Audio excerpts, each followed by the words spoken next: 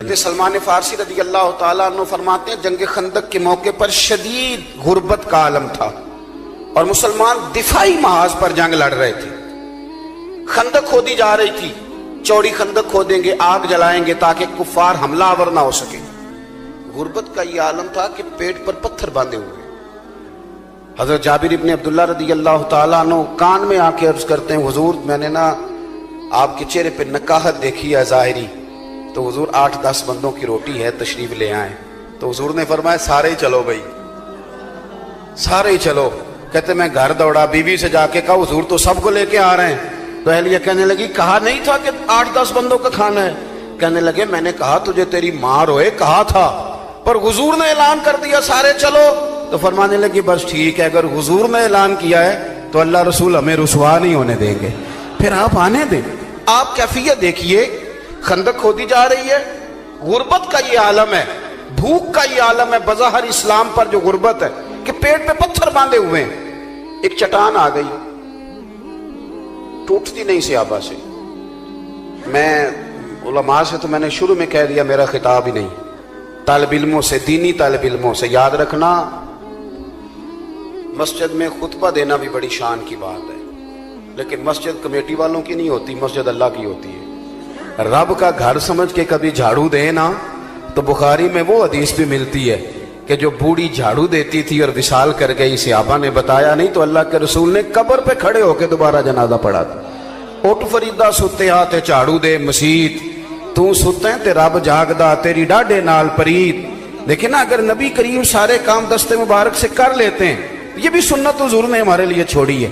چٹان نہیں ٹوٹ رہی تو فرمایا میرے ہاتھ میں لاؤ نا تھوڑا، مجھے دو نا کدال، لاؤ میں توڑتا ہوں. حضور اترے. اب جوان میری بات پہ غور کریں گے. حال یہ ہے کہ پیٹ پہ پتھر بندھے ہوئے ہیں، کیفیت یہ ہے کہ کئی دنوں سے کھانا نہیں کھایا، جنگ دفاعی لڑی جا رہی ہے. پر حضور اترے چٹان توڑنے کو، اور جب پہلی ضرب لگائی نا، جو چٹان صحابہ سے نہیں ٹوٹ رہی تھی، پہلی ضرب لگائی. ابھی مدینہ بھی فتح نہیں ہوا، مکہ بھی فتح نہیں ہوا، ابھی قریب کے علاقے بھی فتح نہیں ہوئے، لیکن ایک چٹان پہ ضرب لگائی حضور نے. صحابہ کہتے ہیں کہ وہ تھوڑی سی ٹوٹی تو نعرہ پتہ کیا حضور نے لگایا، فتح ابھی مکہ بھی نہیں ہوا، لیکن یہ ولولہ دینے کا انداز میرے نبی کریم کا. ایک ضرب لگائی تو فرمایا لو بھائی اللہ نے ملک شام کی کنجیاں ہمیں عطا کر دی. دوسری ضرب لگائی تو فرمایا لو بھی روم بھی فتح ہو گیا. تیسری ضرب لگائی تو فرمایا لو دیکھ لو بھی اللہ تعالیٰ نے یمن بھی دے دیا، ایران بھی دے دیا. حضرت ابو ہریرہ کہتے ہیں وہ اعلان وہاں ہوا تھا. کسی صحابی کو میں نے ایک دوسرے کے کان میں یہ کہتے نہیں دیکھا کہ ابھی تو مکہ بھی نہیں فتح ہوا. کسی نے ایک دوسرے سے پوچھا نہیں کہ یہ پیشگوئی کب پوری ہوگی. حضور نے وصال ظاہری فرمایا. جناب ابو بکر صدیق کا وصال ہوا، خلافت کی تکمیل پر حضرت عمر آئے، اور جب روم کی، ایران کی، یمن کی کنجیاں آ رہی تھیں تو حضرت ابو ہریرہ فرماتے ہیں میں دیکھ کے رو رہا تھا. لوگ کہہ رہے تھے کہ وہ چابیاں آ گئی، ملک فتح ہو گیا، اور مجھے وہ خندق کے اندر ضربیں لگاتے مدینے والے محبوب کی باتیں یاد آ رہی. بھائی آپ آگے تو بڑھیں، آگے تو بڑھیں. یہ زندگی کے اندر ٹھہر جانا، مایوس رہنا، میں کر کچھ نہیں سکتا، ہو کچھ نہیں سکتا. حضور مفتی اعظم ہند شہزادہ اعلیٰ حضرت مولانا مصطفیٰ رضا خان صاحب رحمۃ اللہ علیہ کے سامنے تقریر کرتے کرتے کسی خطیب نے کہہ دیا مسلمان بڑے بد نصیب ہیں، آج پستی میں چلے گئے. تو حضرت فرمانے لگے مولانا ٹھہر جاؤ، جو مسلمان ہوتا ہے وہی تو خوش نصیب ہوتا ہے. جس کو حضور کا کلمہ پڑھنے کی توفیق نصیب ہے وہ بد نصیب ہے، وہ تو کنتم خیر امت میں داخل ہے. اور آپ نے یہ کیا کہہ دیا، ان کو خوش کریں، خوشخبری دیں. اس لیے نبی پاک صلی اللہ علیہ وسلم نے حضرت سیدنا معاذ ابن جبل رضی اللہ تعالیٰ عنہ کو یمن بھیجتے ہوئے کہا تھا لوگوں کو خوشخبریاں دینا، مایوس نہ کرنا، تھوڑا سا اپنے اندر یہ شوق پیدا کریں آگے بڑھنے کا. ایک تیسری بات آپ کی خدمت میں عرض کرنی ہے، پھر بات کو سمیٹتا ہوں. خودداری نہ حسن ہے زندگی کا، خودداری شخصیت کا وقار ہے. اللہ کے پیارے رسول صلی اللہ تعالیٰ علیہ وسلم نے نا اپنی امت کو لوگوں کے سامنے ہاتھ پھیلانا امت کا پسند نہیں کیا. ترمذی شریف میں حضرت انس بن مالک رضی اللہ تعالیٰ عنہ کی حدیث موجود ہے. حضور نے فرمایا اپنے دکھ دنیا داروں سے نہ کہنا، نوابوں سیٹھوں سے. اپنے دکھ دنیا داروں سے نہ کہنا اللہ تمہیں کبھی غنی نہیں کرے گا. فرمایا اپنے دکھ اپنے رب کی بارگاہ میں بیان کرنا، جلدی یا دیر سے اللہ تمہیں ساری دنیا سے بے نیاز کر دے گا. خودداری تھوڑی سی نا زندگی میں پیدا کریں. کچھ بھی نہیں ہے، کچھ بھی نہیں ہے. یہ جو ہم سمجھتے ہیں نا کہ شاید وہ فلاں سیٹھ صاحب ناراض ہو گئے تو خدا جانے کیا بنے گا، کچھ بھی نہیں بنے گا. جتنے جتنے لوگ سیٹھ ہوتے جاتے ہیں، عہدوں پہ جاتے ہیں، اتنے اتنے تو بیچارے کانپنے لگتے ہیں. یہ جتنی کرسیوں پہ حکومتیں کھڑی ہوتی ہیں، ایک نہ ایک پایا ہل ہی رہا ہوتا ہے. یہ بیچارے پریشان ہی رہتے ہیں. خودداری جوانوں کے لیے بڑی ضروری ہے. ہمارے بچے، آنے والی نسل سہارے ڈھونڈنے لگی ہے. کہتے ہیں وہ میری لندن والی کبھی پھپھو مہربان ہو گئی تو کام بن گیا، امریکہ والا ماموں اگر کبھی رشتہ داری کر لے تو پھر خواب دیکھتے ہیں بچے کہ سویرے اٹھوں تو پیسوں کا توڑا میرے چارپائی کے نیچے پڑا ہوا. اس طرح نہیں ہوتا. آپ خودداری کے ساتھ جینا سیکھیں، خودداری کے ساتھ. حضرت ابو ہریرہ رضی اللہ تعالیٰ عنہ فرماتے ہیں ایک شخص نے آ کے کشکول طلب دراز کیا، اور کہاں دراز کیا؟ جہاں سے کبھی کوئی خالی گیا ہی نہیں. سرور کائنات کی بارگاہ میں ہر ایک کو ملتا ہے. کون دیتا ہے دینے کو منہ چاہیے، دینے والا ہے سچا ہمارا. کشکول آگے کیا، حضور کچھ دیجئے. توجہ ہے میری بات پر؟ حضور نے فرمایا کیوں مانگتے ہو، تمہارے پاس کچھ نہیں؟ عرض کی حضور ایک پیالہ، ایک کمبل. ہے کوئی اتنا غریب اس محفل میں بیٹھا ہوا؟ ویسے کسی سے پوچھ لیں حال کیا ہے تو بڑے غریب نکل آئیں گے. بھائی ایک پیالہ اور ایک کمبل، اتنا زیادہ غریب بھی کوئی ہوگا؟ اس نے کہا حضور صرف ایک پیالہ اور ایک کمبل. تو کریم نے فرمایا لے کے آنا. وہ لے کے آئے تو حضور نے اس کی بھی بولی لگوا دی. کون خریدے گا؟ ہے کوئی خریدنے والا؟ ایک صحابی نے کہا 1 دینار، ایک نے کہا 2 دینار. حضور نے 2 دینار میں بیچ دی. فرمایا جا 1 دینار کا گھر کھانا لے جا اور 1 دینار کا نا کلاڑا خرید کے لا. وہ کلاڑا. پیشہ جوانوں کوئی بھی برا نہیں، کوئی پیشہ برا. ایک برا ہے کسی کے آگے ہاتھ پھیلانا بس. اور غیرت ہے بڑی چیز جہان تگ و دو میں. حضور صلی اللہ تعالی علیہ وسلم نے فرمایا کلاڑا لے کے آ. صحابی کلاڑا لائے تو صحابہ کہتے ہیں بڑے نصیب والا تھا یہ شخص. وہ کلاڑا لائے تو اس میں دستہ حضور نے اپنے دستے مبارک سے لگایا.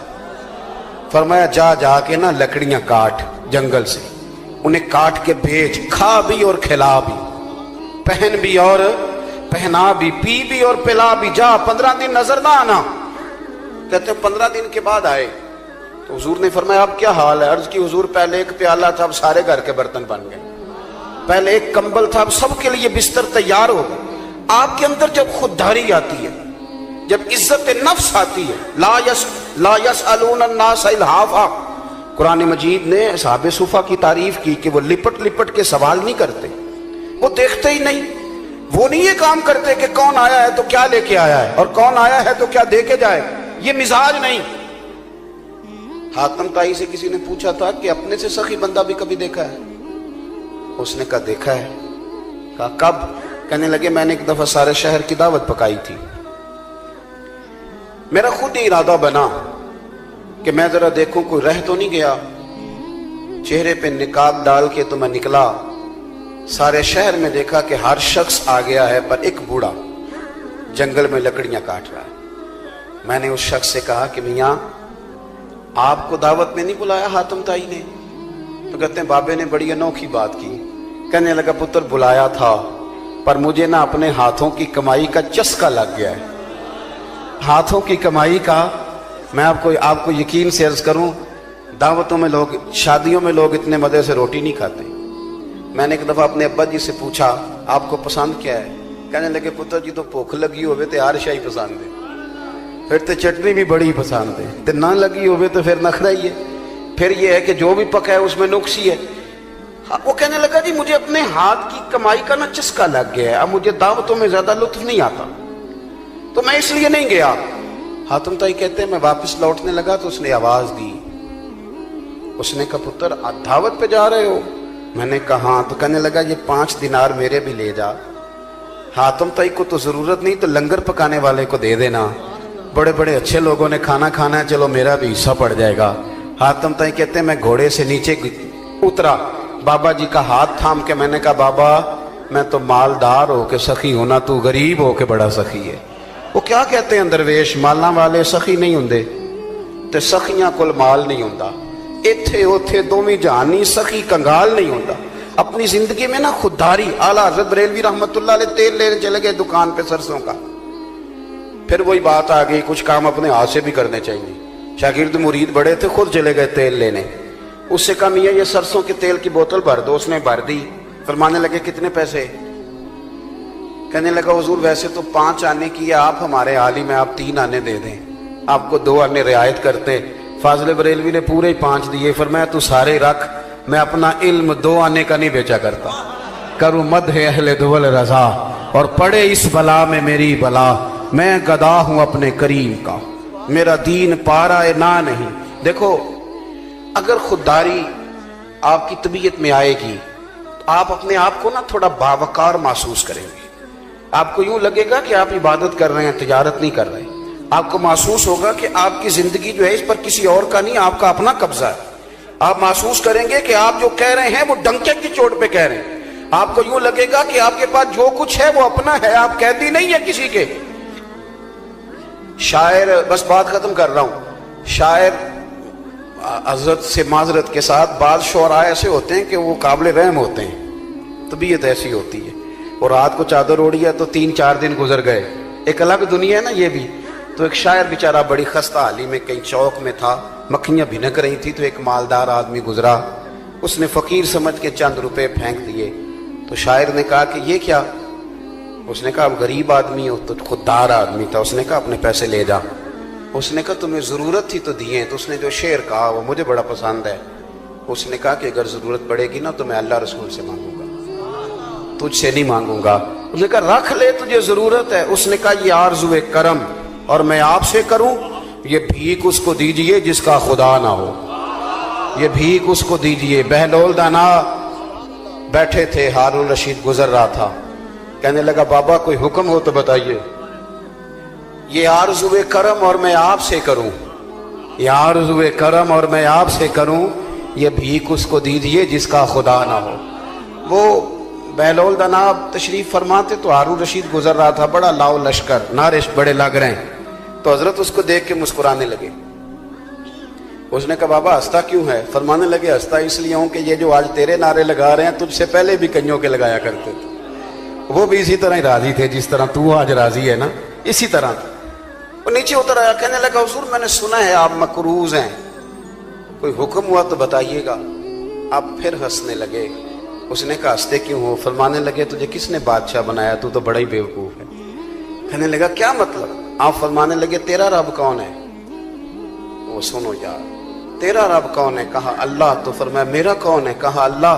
تو فرمایا یہ کیسے ہو سکتا ہے کہ اللہ ہارون رشید کو دے اور بہلول دانا کو بھول جائے؟ ستا اٹھ کے کوئی نہیں خوش ہوتا،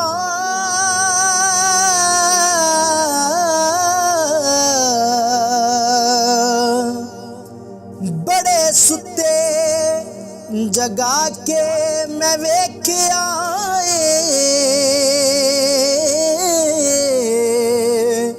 اوے کتے جیا نہیں کوئی وفادار ڈٹھا، تے ٹکر سکا بھی پا کے ویکھ آئے۔